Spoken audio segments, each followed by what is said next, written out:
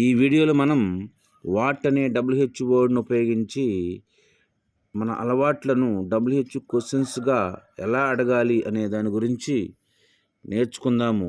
What అంటే ఏమిటి, ఏమైనా విషయాల గురించి అడుగుటకు వాట్ అనే WH వర్డ్ను ఉపయోగించి క్వశ్చన్స్ అడగాల్సి ఉంటుంది. You do take, you take, నీవు లేక మీరు తీసుకుంటారు అనేది పాజిటివ్ సెంటెన్సు. ఇక్కడ యూ డూ టేక్లోని డూని సెంటెన్స్ మొదటగా రాస్తే ఇది ఇంటరాగేటివ్ సెంటెన్స్గా మారుతుంది.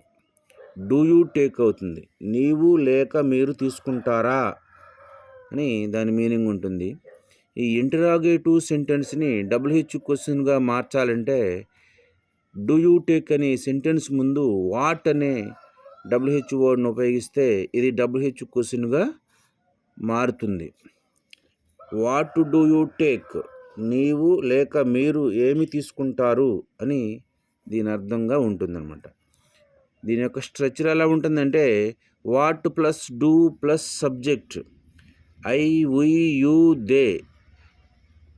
ఈ ఐ వి యూ దేలు మాత్రమే సబ్జెక్ట్కి వచ్చినప్పుడు డూ అనే హెల్పింగ్ వర్బ్ను ఉపయోగించాల్సి ఉంటుంది. Plus V1 plus object plus other words. What plus do plus subject, I we you దేలు మాత్రం సబ్జెక్ట్స్గా వచ్చినప్పుడు డూ అనే హెల్పింగ్ వర్బ్ను ఉపయోగించాల్సి ఉంటుంది. ప్లస్ V1 ఫామ్ ఎలా ఉంటుంది? టేక్, సీ, ప్లే, గో, ఈ విధంగా ఉంటుందన్నమాట. కొన్ని ఎగ్జాంపుల్స్ని చూసినట్లయితే వాట్ డూ యూ వాంట్, నీవు లేక మీరు ఏమి కోరుకుంటున్నారు.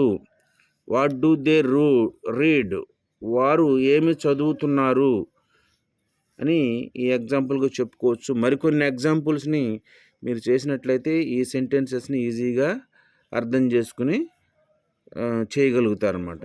PS అంటే పాజిటివ్ సెంటెన్స్ తెలియజేస్తుంది. IS అంటే ఇంటరాగేటివ్ సెంటెన్స్ తెలియజేస్తుంది. WHQ అంటే WH క్వశ్చన్ తెలియజేస్తుంది అన్నమాట. Thank you for watching this video.